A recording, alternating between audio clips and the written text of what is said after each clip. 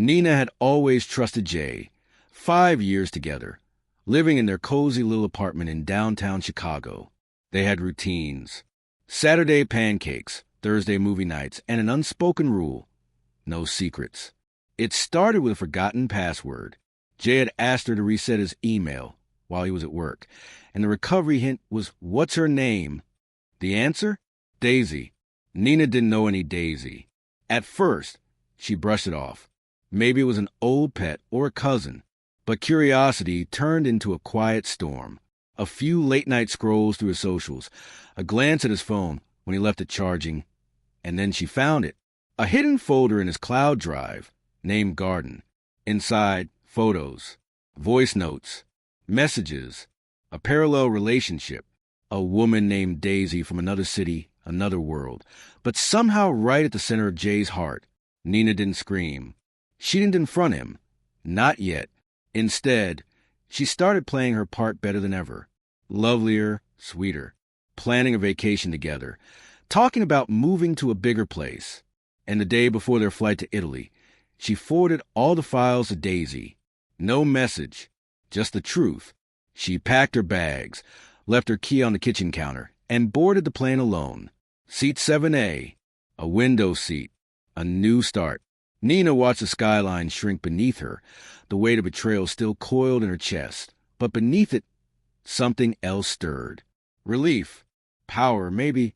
The kind that comes after burning a bridge you were too afraid to admit was crumbling anyway. The flight attendant offered her a drink. "Champagne?" she asked, forcing a smile. "Double," Nina said. She turned off her phone before it could light up again. It had been buzzing nonstop before takeoff. Jay, of course. First confused, then frantic, then angry, then Daisy. Before she sent the files, Nina had clicked through some of Daisy's messages. The woman wasn't just a fling. She thought she was the one. Jay had been playing them both, whispering the same promises, giving them the same song lyrics in late-night voice notes. She'd even found a playlist titled Our Garden, full of indie love songs Jay had once told Nina were only theirs. The betrayal stung. But Nina wasn't the same woman she'd been when she met him. Italy smelled like sea salt and espresso. She landed in Naples and took a train down the coast, choosing a sleepy town where no one knew her name. She checked into a tiny cliffside B&B, the kind with lemon trees and no Wi-Fi. The silence was exactly what she needed. Days passed. Nina journaled. She ate pasta alone with a good book and red wine. She hiked hills that burned her legs and cleared her mind. And one night, watching the sunset dip into the ocean, she opened her phone. There was a message from Daisy. "Daisy, I had no idea. I'm sorry. He told me you were his ex. He said you were crazy. Thank you for sending me the truth. I left him too. If you ever want to talk, I owe you more than one drink." Nina stared at the message. She smiled, not bitter, not triumphant, just real. She tapped out a reply. "Nina, one drink sounds fair. Maybe more." Ever been to Italy? Daisy arrived in Italy 2 weeks later.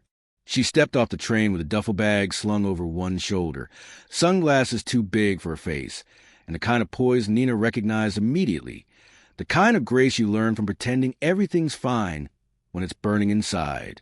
They met at a small seaside cafe where the waves kissed the rocks just below the patio. Nina had already ordered them an Aperol spritz each. Bold, citrusy, perfect for beginnings. "Daisy," Nina said as she stood up. "Nina," Daisy replied, offering a smile that didn't quite reach her eyes. For a while, they didn't talk about him. They talked about the town, the food, how the sea looked like melted glass. They talked about books and bad tattoos and favorite childhood snacks. Then, after the second drink, Daisy asked, "How long were you together?" 5 years. Daisy swallowed. "He told me he'd been single for 4. They sat with that. Both had been painted villains in the other's story. But here they were, not as enemies, just as women who got played by the same man with the same charm and the same lies. "He told me he wanted to name our first daughter Daisy."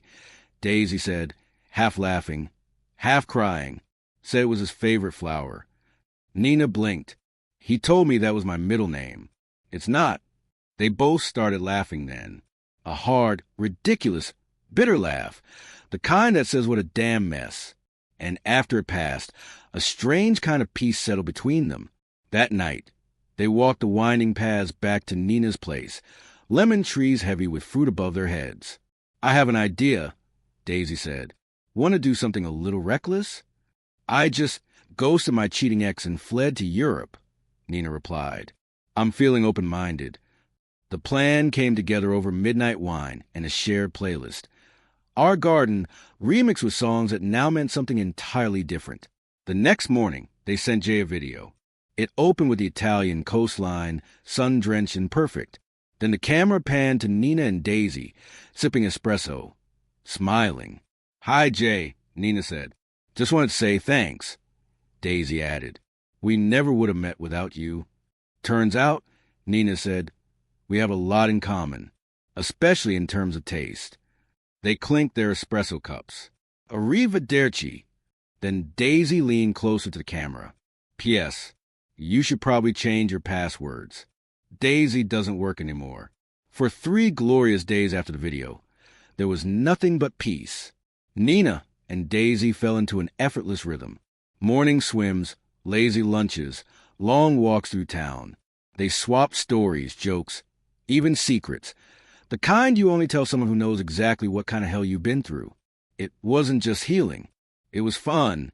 And maybe something more was starting to stir, quiet but undeniable. Until the knock. It came on the 4th morning. Early. Too early.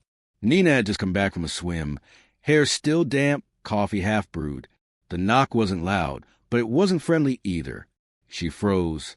Daisy looked up from the couch, already sensing it. Was that? Nina opened the door slowly.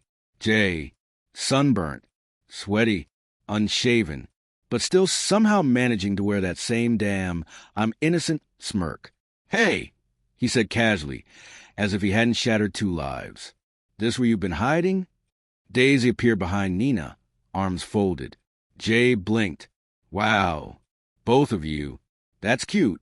What is this? The sisterhood of the traveling trauma. Neither woman said a word. I just want to talk, he continued, stepping forward like he had any right. I think there's been a misunderstanding. We can fix this. All of us. Nina gave a short, sharp laugh. You came all the way to Italy for a misunderstanding. He looked at her. I still love you, Nina. Daisy scoffed. Which one of us? Jay looked at her, and for once, his charm cracked. Just a second, but they saw it. That flicker of panic. You don't get to chase us here, Nina said quietly. We're done playing lead roles in your fantasy. She stepped aside. Go. Home. Jay stared at them for a long beat, like he couldn't quite believe he'd lost. Then he turned, muttering something under his breath. And just like that, he was gone. They didn't talk much the rest of the day. It wasn't fear, it was weight. The final, sinking realization that the chapter was truly closed. That night, they sat on the rooftop terrace with a bottle of wine between them. The town below was glowing, peaceful. A small band played jazz near the square. They could hear it drifting up. You think that's the end hymn? Daisy asked. Nina tilted her head. Maybe, but even if not, it's the end of us and him. Daisy nodded. Then she smiled, real and soft. You know, I've never traveled with someone who didn't make me feel smaller. Nina raised her glass. That's because you've never traveled with someone who sees you. They toasted, and for the first time in a long time, they didn't feel like someone's backup plan. They felt like something entirely new, bold, bright, and blooming.